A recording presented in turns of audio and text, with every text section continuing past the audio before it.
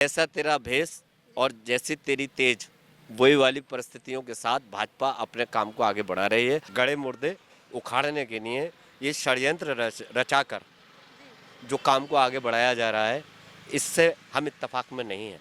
आप मुद्दों से ध्यान भटकाने के लिए कभी औरंगजेब, ये मुसलमान समाज जो है, क्योंकि वो यतीम बच्चा है, ये मुसलमान चुनाव के टाइम गोद ले लिया जाता है और चुनाव के बाद इसे यतीम खाने में छोड़ दिया जाता है। और जो दान दिया हुआ कोई भी चीज़ होती है वो किसी सरकार की, उत्तर प्रदेश सरकार हो या केंद्र सरकार हो, किसी उसकी बाप की बपौती नहीं है, वो वक्फ बोर्ड में आ जाती है, वो अल्लाह के, भगवान की, ईश्वर की होती है। ये भारत सरकार जो है ये मतलब सिर्फ हिंदू मुस्लिम की राजनीति करती है। इसने कभी किसी के विकास की बात तो करी नहीं कि किसी मज़हब को उल्टा सीधा कहें। मज़हब सबका एक है, एक धारणाएं बना रखी हैं कि हम इसको मानते हैं, हम उसको मानते हैं। जब ये घटना घट रही थी तो वहाँ प्रशासन सोया हुआ था, क्यों नहीं आगे आया, उस बात को रोका क्यों नहीं गया वहाँ पर? और गवर्नमेंट ऑफ महाराष्ट्र से रिक्वेस्ट है कि वो एज इट इज़ रहने दें, जैसे लोगों का आना जाना है वैसे ही रहें और उसमें कोई भी चेंजेस ना करें। नमस्कार। देश भर में औरंगजेब का मामला तूल पकड़ता नजर आ रहा है। जहां एक और विवाद बना हुआ है औरंगजेब के मामले को लेकर, वहीं विश्व हिंदू परिषद की ओर से औरंगजेब की कब्र को हटाने के लिए खुली चुनौती दी जा रही है। इसी मामले पर बातचीत करने के लिए हम मौजूद हैं और यहां जानेंगे कि लोगों की क्या राय है। क्या नाम है सर आपका? मोहम्मद अकरम। सर, अभी हाल ही में औरंगजेब की कब्र को हटाने को लेकर विवाद बना हुआ है, इस पर आप क्या कहेंगे? देखिए, ये तो सारे दुनिया के अंदर है, जो लोग दुनिया से रुखसत होकर चले गए हैं, एक तो रिस्पेक्टिवली होते हैं, आप उनका, वो कोई भी हों, कैसे भी हों, अच्छे हैं ख़राब हैं, एक तो उनकी ख़बर और दूसरे उनके जो दाह संस्कार होते हैं उसको लेके आप कुछ नहीं बोल सकते हैं। दूसरे, उन्होंने इतने साल हिंदुस्तान के अंदर हुकूमत की, क्या कोई एक ही मौजू मिला है जिसके ऊपर वो निगेटिविटी के साथ रिप्रेजेंटेटिव हों? बहुत बेहतर बात ये होगी कि जो लोग दुनिया से रुखसत होकर चले गए हैं या मर के चले गए, और जो उनकी उनकी जो अच्छाइयाँ हैं उनको देखा जाए, अगर बुराइयाँ हैं तो देखा जाए। अच्छाइयाँ तो अच्छाइयों को रिप्रेजेंट तो करिए, जैसे वो उनके अंदर ईमानदारी इतनी थी कि वो अपने हाथ से ही टोपियाँ बुन के लोगों के साथ अपना गुज़र बसर करते थे। जैसे वो कुरान करीम अपने हाथ से लिखते थे, उससे वो गुज़र बसर किया करते थे। तो क्या ना, वो अपने हुकूमत के माल को अपने ऊपर एक रुपया नहीं खर्च करते थे। क्या ये उनकी खूबी नहीं है? अगर उन्होंने हुकूमतों के साथ में, दूसरे राजाओं के साथ में कुछ मामलात हुए तो उसमें कन्फ्लिक्ट नहीं देखा जाएगा, उसमें देखा जाएगा कि क्या सही है और क्या गलत है। और रही बात कब्र के खोदने की या फिर किसी की जो एक आस्था का एक जगह होता है उसको हटाने की, वो बात मुनासिब नहीं है, ना ही उसको होना चाहिए, और ना ही हमारे लॉ में ऐसा कोई नॉर्म है जिसको उसको कंडम किया जाए। तो मेरी तो यही है एक कि इसको बिल्कुल भी एज़ इट इज़ जैसी है वैसी रहे और वहाँ पे कोई भी चीज़ ना हटाई जाए। और गवर्नमेंट ऑफ महाराष्ट्र से रिक्वेस्ट है कि वो एज़ इट इज़ रहने दें, जैसे लोगों का आना जाना है वैसे ही रहें और उसमें कोई भी चेंजेस ना करें। Thank you ma'am. सर, विश्व हिंदू परिषद की ओर से खुली चुनौती दे दी गई है कि अगर नहीं हटाई गई तो बाबरी की तरह कार सेवा कर देंगे हम औरंगजेब की कब्र। इस पर आप क्या कहेंगे? सबसे पहले तो मैं आपका धन्यवाद करता हूँ कि गड़े मुर्दे उखाड़ने के लिए, गड़े मुर्दे उखाड़ने के लिए ये षड्यंत्र रचाकर जो काम को आगे बढ़ाया जा रहा है, इससे हम इत्तेफाक में नहीं हैं। हम सबसे पहले इंसान बने, इंसान के बाद हिंदू बने या मुसलमान बने, सबसे पहले इंसान बने, क्योंकि आखिर और शुरू हमारा इंसानियत पर ख़त्म होना चाहिए।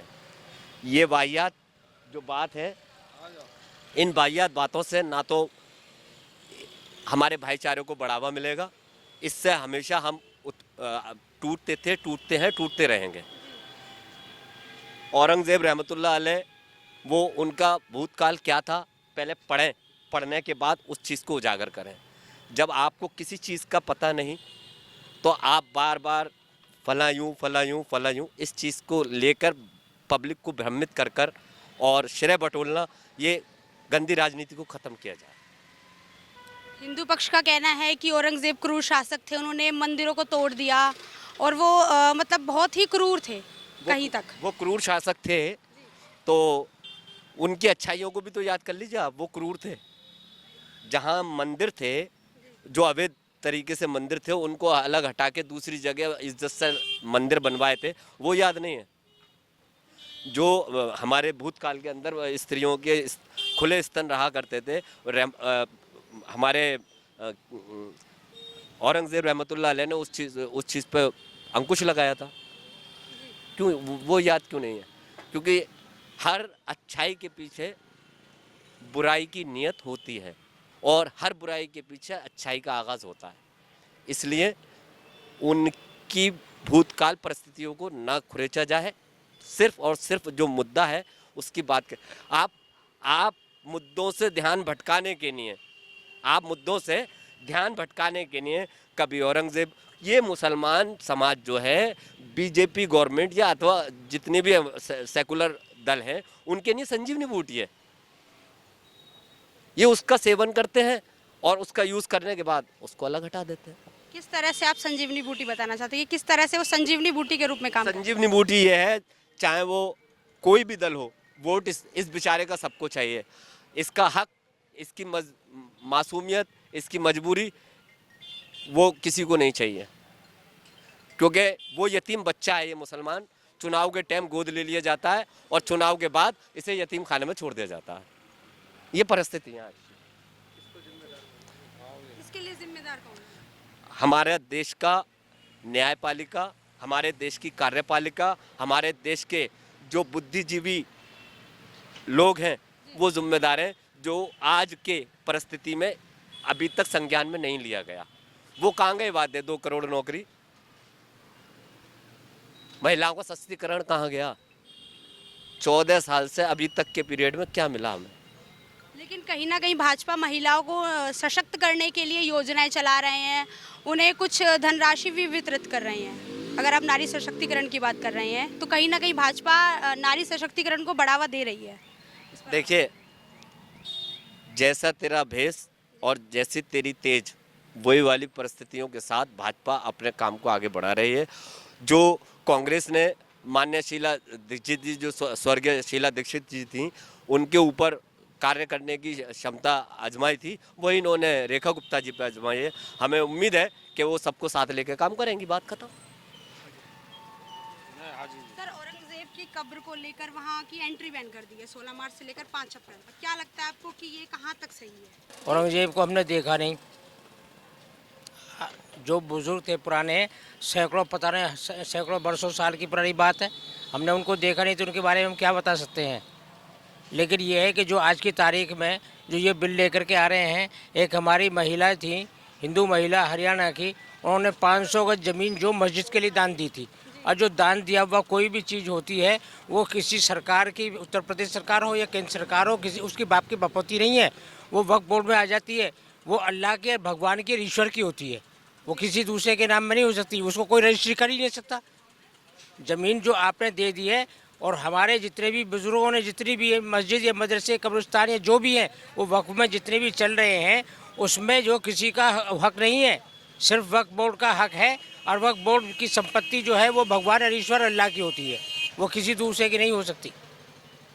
लेकिन कहीं ना कहीं जो जेपीसी रिपोर्ट पेश हुई है उसमें भी लोगों का कहना है कि कुछ गड़बड़ियां कर दी गई हैं। इस क्या पर गड़बड़ियाँ कर दी गई हैं ये बताइएगा? कोई बताए मैं कि गड़बड़ी क्या करी है? ये भारत सरकार जो है ये मतलब सिर्फ हिंदू मुस्लिम की राजनीति करती है। इसने कभी किसी के विकास की बात तो करी नहीं कि कहीं देश में विकास होवे। देश में, पूरे भारतवर्ष में क्या, पूरे मतलब हिंदुस्तान क्या, पूरे वर्ल्ड में चारों तरफ मोदी जी घूम आए।